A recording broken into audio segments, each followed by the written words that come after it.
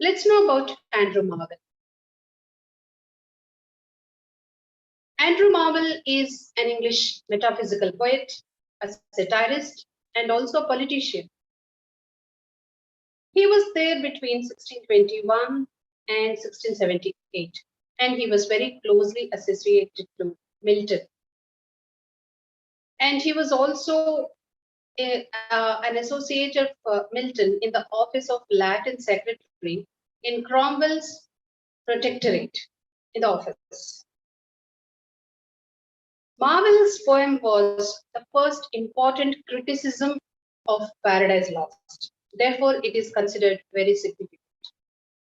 It was published along with a Latin tribute by Samuel Barrow in the second edition of the epic, which was published in the year 1674. It's very interesting to know how Marvell criticizes or else characterizes his early doubts with regard to Milton's project, and just to know what he later comes to know about the value in Milton's achievement. Initially, Marvell contrasts Milton's slender book with its vast design.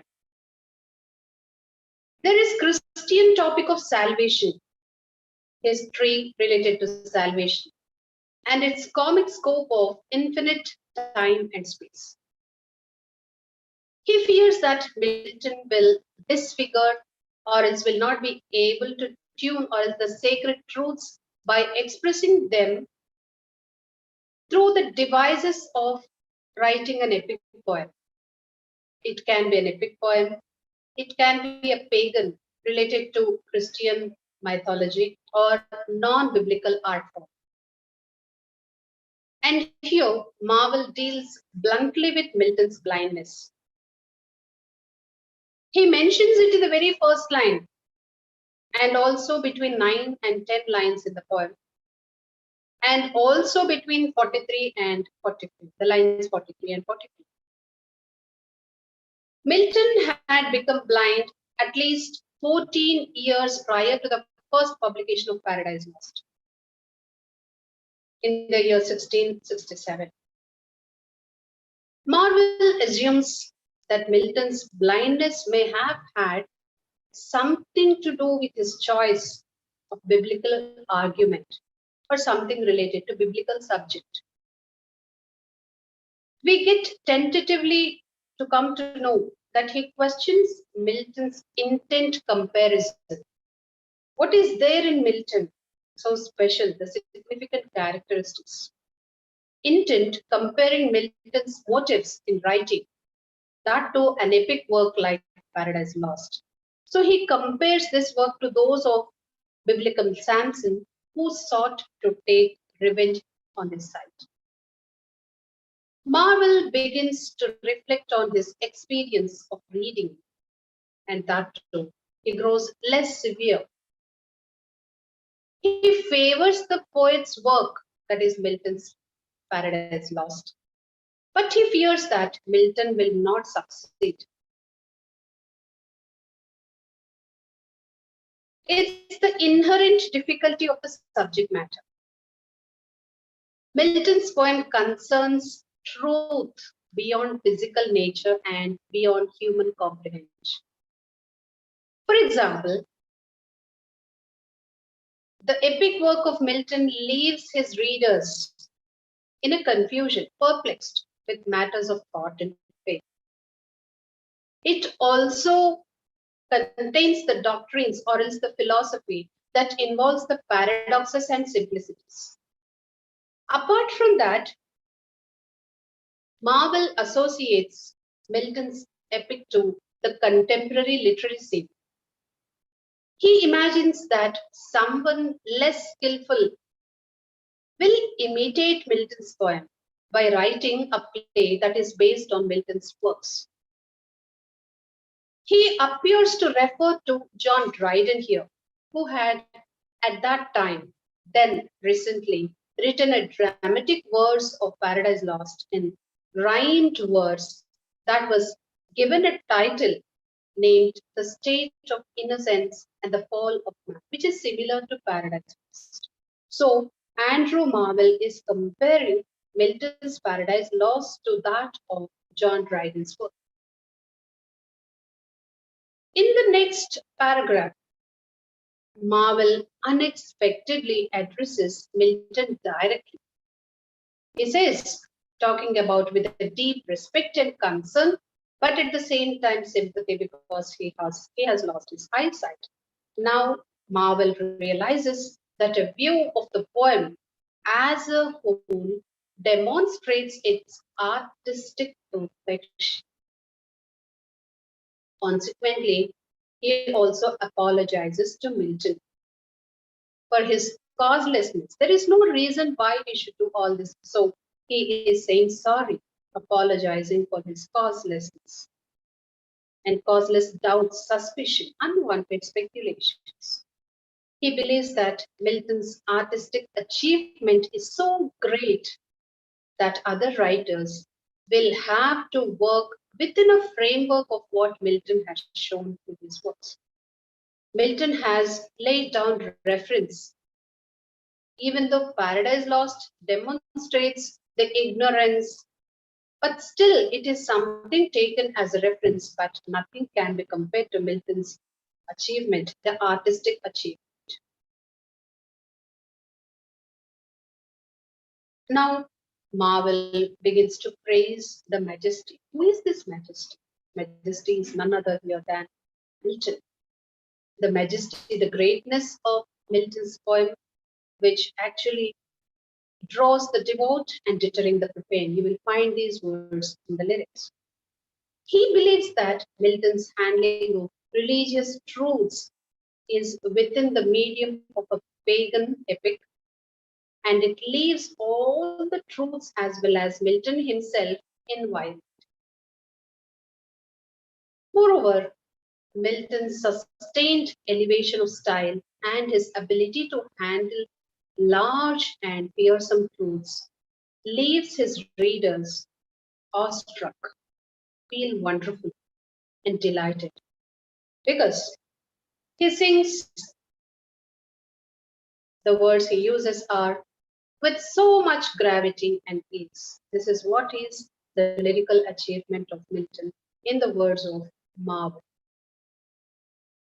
Marvell specifically comments or praises Milton's power of mind and determination. Earlier in the poem, he had called Milton blind but bold. Look at those words. Blind yet bold, as well as strong. Blindness had not diminished Milton's poetic ambition. Blindness has not controlled Milton's achievement. So he is so daring, his poetic ambition is so daring, strong, and capable. In the sixth paragraph, Marvell says that heaven must offset Milton's loss of physical sight with the power of his prophecy. Marvell defends Milton's decision to reject rhyme at a time. Milton rejected rhyme. For that, Marvell defends Milton for this. When the popular taste was called for it. Other poets, like Marvell himself also have used rhyme. Rhyme is like an ornament or fashion for anybody or anything. And here especially it's a poem, it's a lyrical form. So we can see that it's the rhyme is something like, like a jewelry or it's an ornament. But then Milton has not used it. And then now Marvell understands, he himself understands, like many other poets, of course, later, why should there be a reason for not? I mean to say, there is no purpose of questioning it. Rhyme, however, seems trivial. It's really not important. Something very small and petty. Rhyme is not much important. It's trivial to unrhymed grandeur of Paradise Lost. If one looks at Paradise Lost, nothing seems to be important than the work, than the efficiency of the writer in producing it. Does it really matter to look into the verse or is to look into the rhyme of the verse of the lines? In fact, Marvin says there is no such necessity and he understands it then. Milton's blank verse is as sublime as his thing. He does not need really the support of any rhyme. Now, Marvel specifically commends Milton's power of mind and determination. This is what we look into Milton's Paradise Lost. And when we begin to, in fact, study the poem in detail, you will understand how Milton has, in what best manner, and Marvel himself could understand that this work cannot be compared to any else. The poem thus is an ode praising Milton's Paradise Lost. He expresses his reaction to Milton's magnum opus. Magnum opus, the great work. This is written in 7 verse paragraphs and it has got 54 rhymed iambic pentameter lines. Iambic pentameter, I hope you all have an idea about it. It's a 5-foot line and it is the most reputed form of using using it in many kinds of poems. Marvel addresses Milton in the initial part, but finally addresses the reader. At the end, when we come to read the end of the poem, we come to know that he addresses the reader. He asks if Milton can combine the sacred truths of Christianity. This has been the point right from the beginning of the poem. And finally, he concludes by saying that Milton richly possesses all those praises. He deserves all those praises for all the efforts in producing the Paradise Lost. Now, if we analyze and read the poem carefully, we can segregate the points, assimilate, we can understand each and every description of the words, evaluate it, analyze it, and then we can understand both the content and the style of the writing in detail. If we read Andrew Marvell's lyrics or is the writings on Milton's Paradise Lost, it wouldn't be enough. We just will come to know what Marvell had portrayed in his own words about Milton's Paradise Lost. He expresses his fears, in fact, with regard to the special characteristic features of Paradise Lost and how Milton has been motivated in writing and producing this. So Milton's poem actually brings to light the artistic perfection of the Paradise Lost. Thus, we need to look into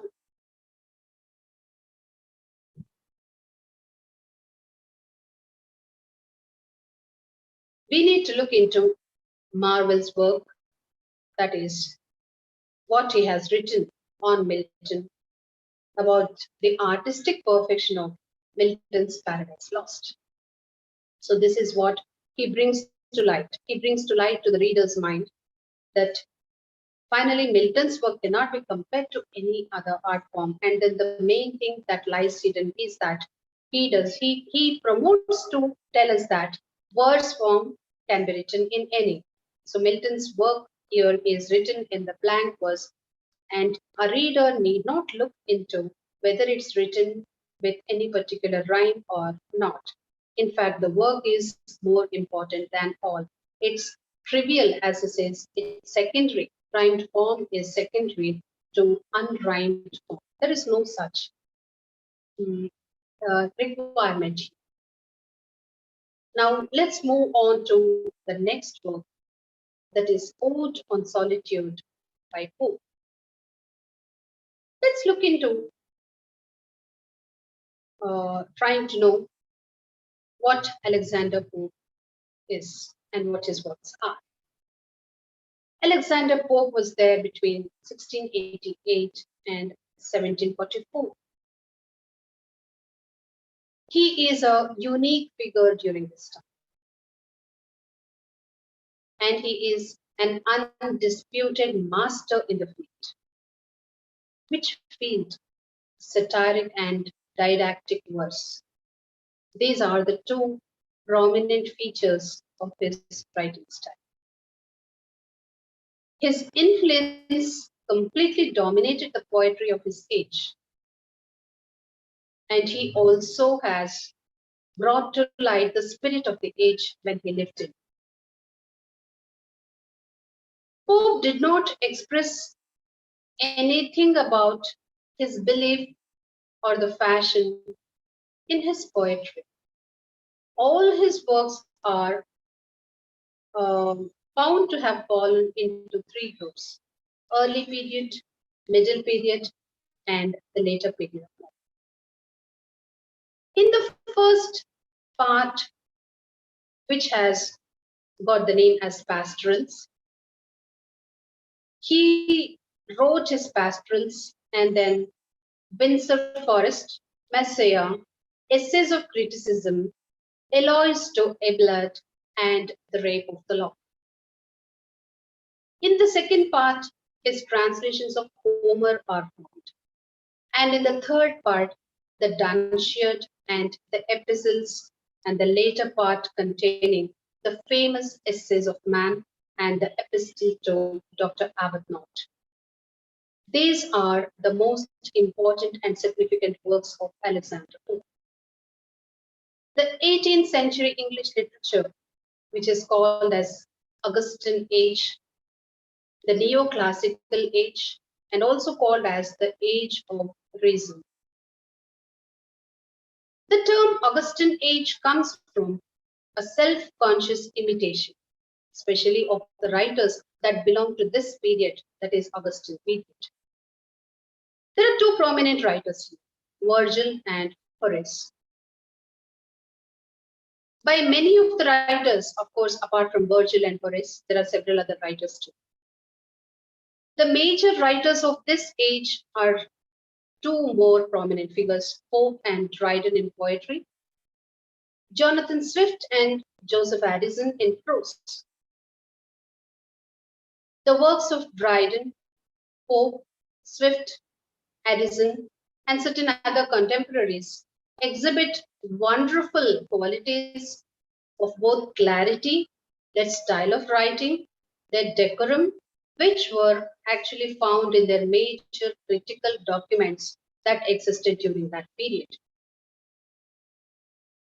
Pope's works are simple, but with finest expression. If we look into the poem Ode on Solitude, it's all about solitude. Pope makes it clear that solitude is one of the essential things that is required from time to time.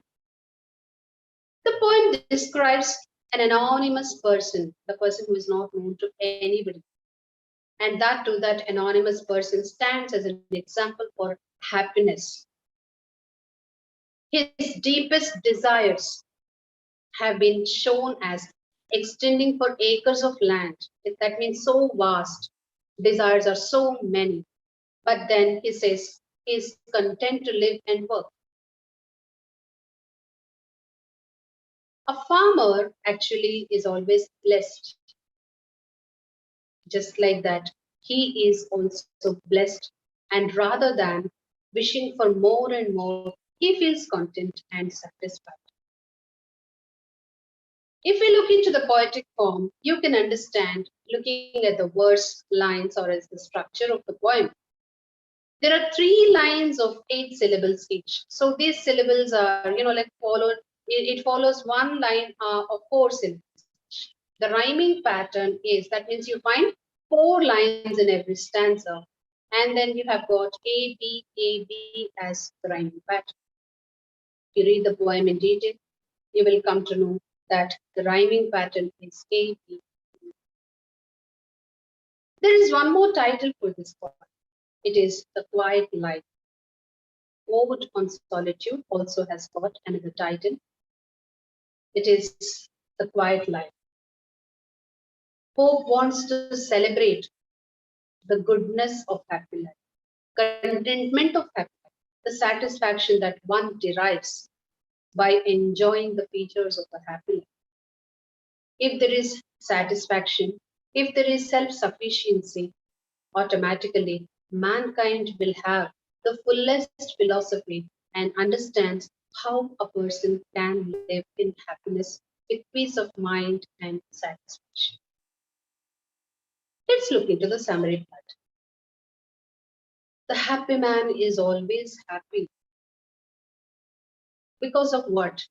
Because of the contentment and satisfaction with what he actually possesses, with what he actually possesses. He will not be interested in increasing his lands and properties.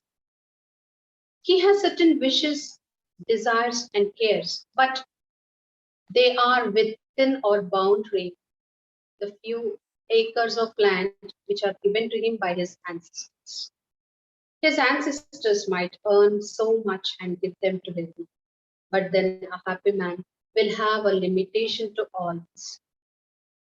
These paternal acres, what are paternal acres? The acres of land that one gets from his ancestors are enough for him. He feels that there is no need to acquire more. The happy man wishes not to go abroad or anywhere else in order to make money or mint money or to enjoy life as some other else has done. He is happy and then he breathes his native air, that is the village air or else the city's air, wherever he is, in his own place, in his own ground. Satisfaction is the most important characteristic feature of a happy man in his. That is why he appears to have that quietsomeness. That is why he is quiet in nature. The happy man would also be self sufficient. He feels that enough. I'm happy. He wouldn't depend on others for food, for clothes, or for some other purpose. His herds, or else, the cattle, would be supplying him milk and food. So, what does he want more? He would have flocks of black sheep, which would supply to him the wool also, and then he would make use of this wool for making his clothes. So what else he wants? He has clothes, he has enough food, he has got enough milk also. Like what more does he need? Clothes, food, and then he has got limited land for himself, and then he has no desire to acquire more. So what does he need more? And then he would be winning his bread. What is winning the bread? Winning the bread is nothing but earning the bread. Something he has to earn. He cannot sit quietly at home. He has to run his family, and so he will win his bread or earn his bread by by engaging himself into cultivation and that too in his own fields. Those fields have already come to him from his ancestors. And he would have planted enough number of trees near his home, which will actually give him the coolness, the shade, and all that in the summers. And at the same time, the same wood can be used in winters too, that can be used to make a furnace for. Self sufficiency is stated as the most important trait of a happy life. Self satisfaction, contentment, the happiness that a person derives with that self satisfaction cannot be compared to anything else. The happy man watches without any tension and he passes his time and also will be blessed, will feel blessed that he is able to work hard, earn his bread, and then work in his field, and then get enough food and clothes. So there's nothing more that he actually needs. Hours, days, and years pass by, that too so softly and gently, as if A sledge is sliding down the snow. Something passes very smoothly. Apart from that, virtue, righteousness, a good life is also one of the chief determinants of happiness in the life of a happy. It shows what kind of a man he is. And apart and above all these things, a strong faith in God, unchanging belief is also one of the desirable qualities that is found in him, and that too in plenty, that he is able to live happily will give him the utmost satisfaction. He will confine himself to the simplest pleasures of reading books or recreation. He hears more about God. He is free from all kinds of temptations. He can sleep even like a log. I mean to say, throughout the day, he just puts on hard work, and then by the end of the day, eats his food and rests like a log, tired, free from all inhibitions, all the other thoughts. He does not even intend or have a desire to prove to the world that he is happy. Why is there any necessity for him to prove to the world that he is happy? He can lead a happy life and die without expecting anything from the world to pay to him, even as a homage. So the poem throughout the lines teaches us how to be happy in our life. So the ode on solitude, simplicity, satisfaction, happiness can be derived through these essential characteristic features. Now let's switch over to the next one. Before entering into the next poem, we have to understand and know about romantic literature or romantic poetry. It's important for us to know how the 19th century English literature poets have their basic facts and figures of the 19th century British literature, roughly extending from a period of 1798 to 1910. This period between 1798 and 1910 is categorized under two ages. One which is said to be the Romantic Age, and the second one which is said to be the Victorian Age. The first half of the 19th century can be said to have the victory of Romantic period in literature. Here we come across the poems of Wordsworth, writers like Shelley, and we have democracy in politics also. This is also called as Age of Revolution. Till then, poets like Chaucer have come, after that Shakespeare has come, and then now we are going to look into the Romantic literature, where the poets have felt that there's a need for a man to have a nap in the lap of nature. Therefore, writers like Wordsworth have come. There's a great imagination, idealism, optimism, hope for a better future, and great religious faith. Great religious faith not only in God but also in the nature.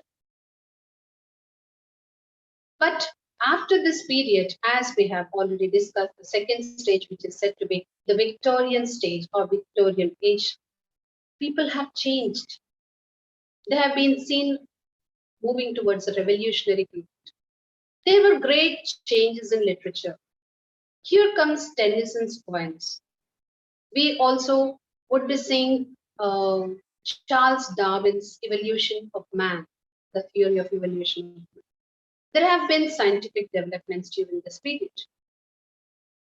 Anyhow, we have to know more details about the Victorian civilization, Victorian age, which we'll be dealing it in the next class.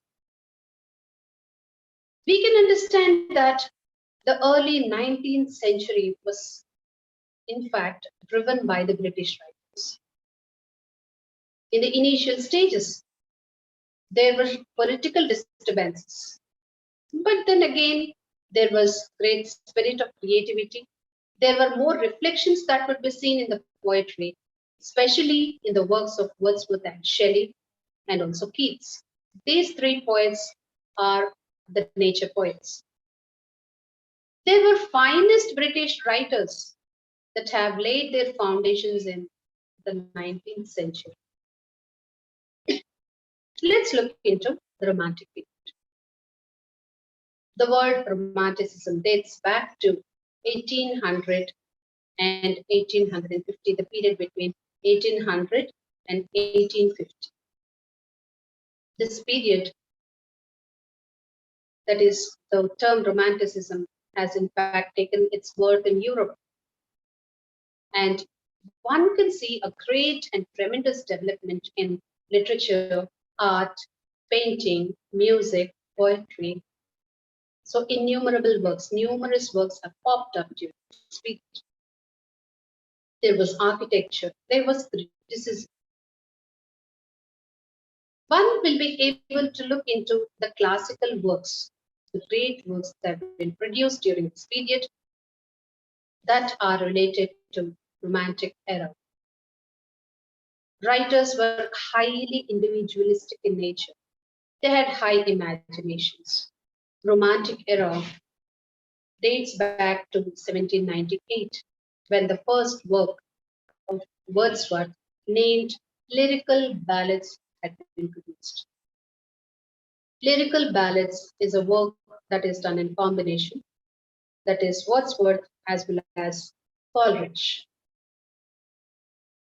In the preface to the second edition of Lyrical Ballads, Wordsworth says, or else we can say, poetry is described in the words of Wordsworth as the spontaneous overflow of powerful feelings recollected in tranquility. What is tranquility? Peace. When can one write a poem? When one has the spontaneity of showing the overflowing feelings or emotions. Emotions cannot be controlled, and especially when it is related to a poet, it looks as if the poet is expressing all those hidden feelings in him. And that is why the lyric, or else the word, the spontaneous overflow, poetry is nothing but spontaneous overflow of emotions, and that too recollected in tranquility, peace of mind, something in our imagination. We have so much in our thoughts. So when we are at peace, when we are so happy, when we look at nature, when we look at the nature around the mankind, and then automatically there is peace inside. Poetry does come as overflowing, something that overflows. So poetry is nothing but a spontaneous. This statement is very important. Even today, several people use this, something like a maxim or a saying. Poetry is the manifestation of a poet. In English Romantic movement in the poetry, one can see that the literature that existed during this period was really spontaneous, as we'll be seeing in Wordsworth poems anyhow, Shelley's and Keats also. And they are not affected by nature or man. One important feature of this age is that the poets of this age were not like the previous century poets who concentrated on prose. So it was an age of prose at that time. And here we come to age of poetry. The most important feature of the poetry of this time is something related to the role of an individual and one's own personal feeling. It's this period which actually has taken the appreciation of nature to the greatest heights, and that one can see all those in Wordsworth's poetry. There's a strong emotional expression. Wordsworth's poems reveal these things to us. This romantic poetry shows or expresses intense emotion and is considered to be giving some aesthetic experience. Instead of finding out reason about asking why, what, just enjoy the nature in the lap of the nature. Just enjoy. So happiness is more important rather than finding the reason. Senses are more important than intellect. So senses occupied priority. Sight, what you see, what you feel, what you hear, what you can like express, all these emotions and all that you see around us is rather more important, and it is precedent over intellect. Intellect is genius. So genius is secondary when compared to these strong expressions which are related to our senses. Romanticism has also brought great customs and traditions that were existing at a point of time in the ancient times. There was folklore, there was art, all those things that were there before this period also have come to the existence in romantic literature. We will know about what Wordsworth wrote, what Shelley says, and also in the poetry of John.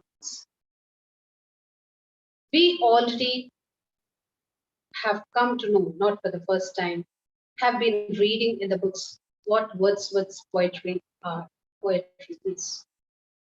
Wordsworth poems can be considered as something that is related to English revolutionary period in poetry, English romantic revolution.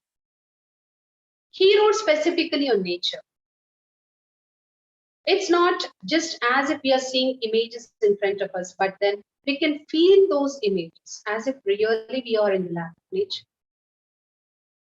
It's a true way of understanding the relationship between nature and man. In fact, his poetry is beyond mankind, beyond simplicity of understanding, or beyond simply understanding what is there in the nature of man. It's beyond all this. Nature itself stands as an example in the mind of God. It's a great vision.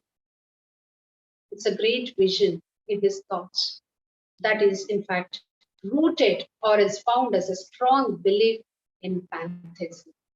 What is pantheism? It's a philosophy. It's a philosophy which says that there's manifestation of God. Universe is a manifestation.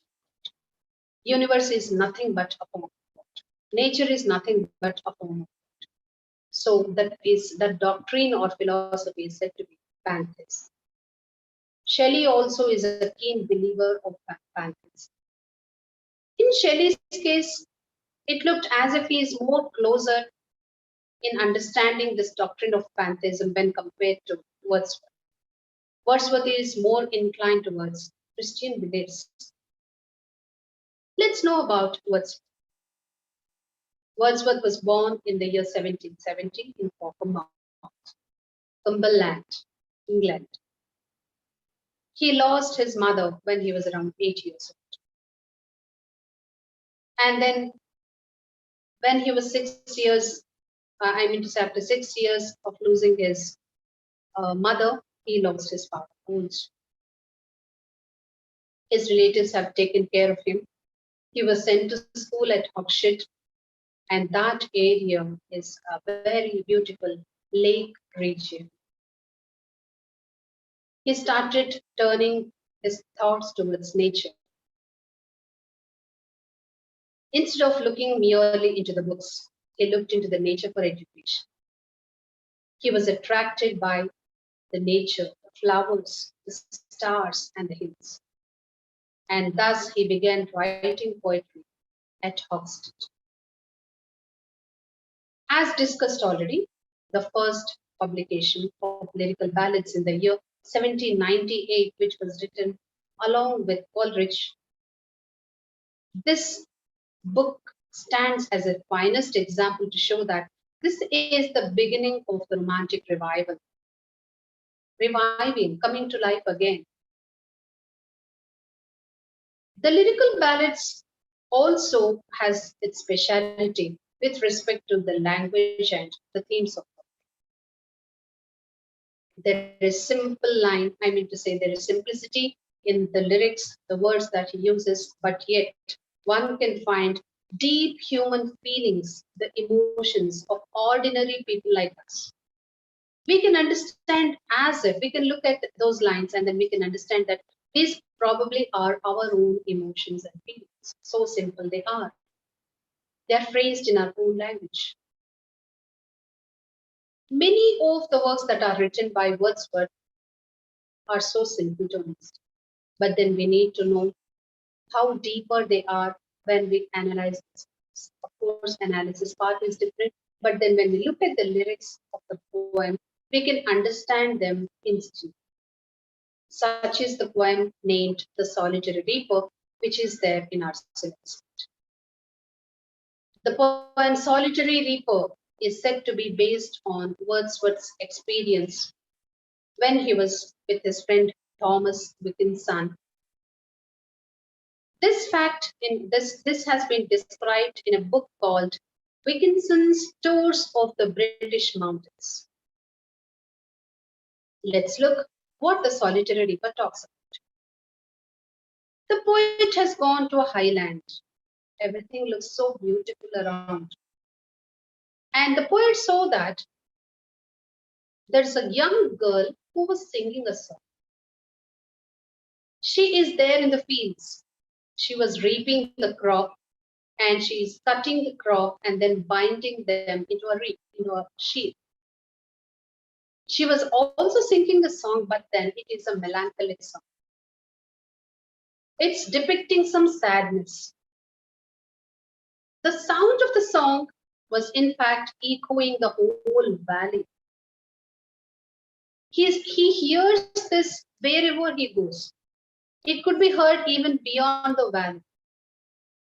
The poet didn't want to disturb. He just stood there silently listening to the song. He didn't even make a noise, thinking that she might get disturbed and she would stop singing. The song which is sung by this girl was really very, very sweet and tuned and charming. It was even sweeter than the song of a nightingale. Nightingale, the bird nightingale, is said to be that bird that sings the sweetest song.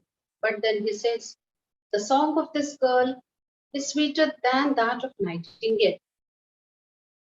Even tired jewel travelers, if at all, they rest under the tree and listen to this song after their long journey, that too in the deserts of Arabia, probably, who actually get into sleep because of the nightingale's bird, probably would be able to find this girl's song much sweeter.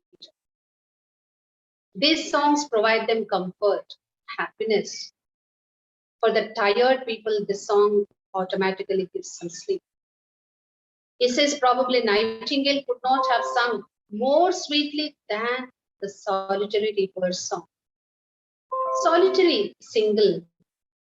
Reaper, the one who reaps. She is single. One can feel, the poet is feeling, the one can see that cuckoo is celebrating the onset of the spring season. Spring season is about to come and cuckoo is celebrating it. Cuckoo birds are singing a welcome song in the Hebrides Islands in the northwest.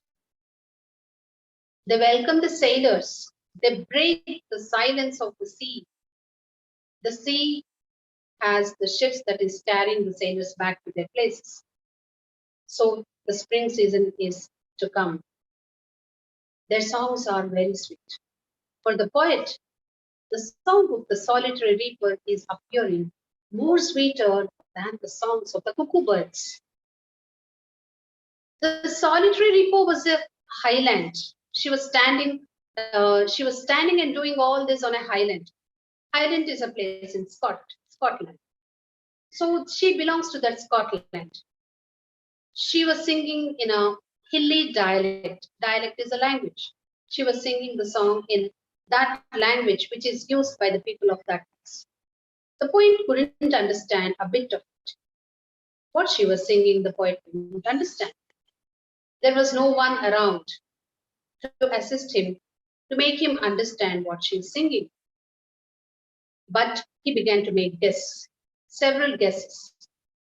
Probably, and that too because it appears to him that she is singing some sad song because of the voice that is floating to him, towards him.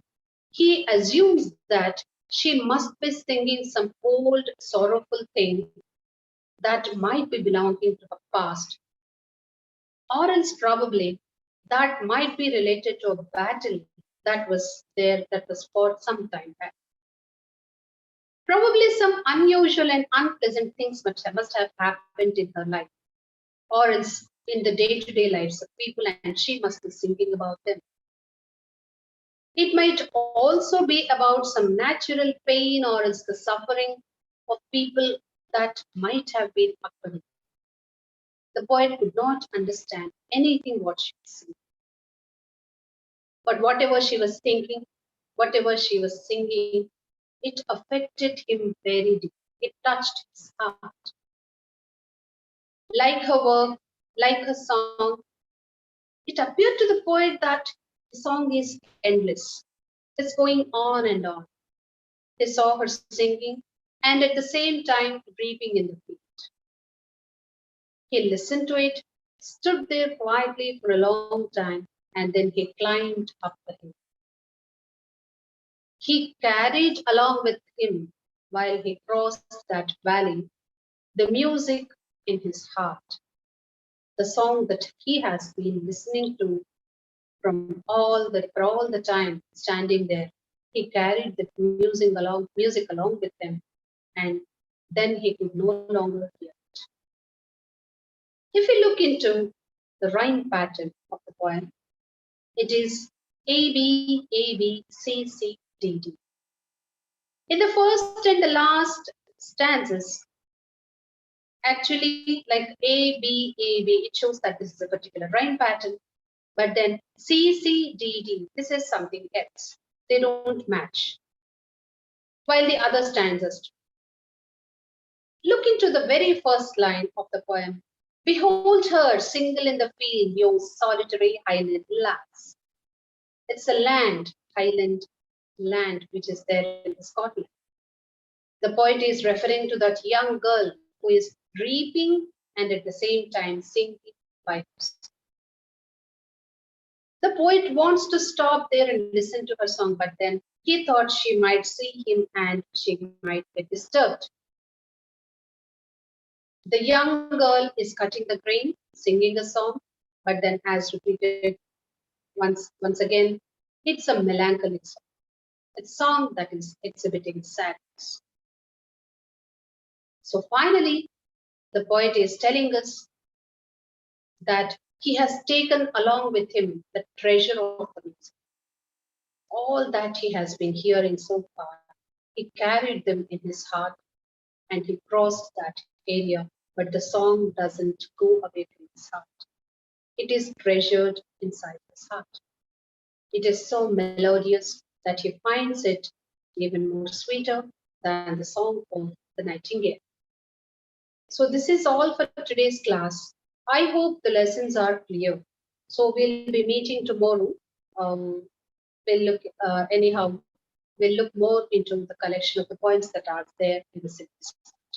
Thank you, one and all. Thank you.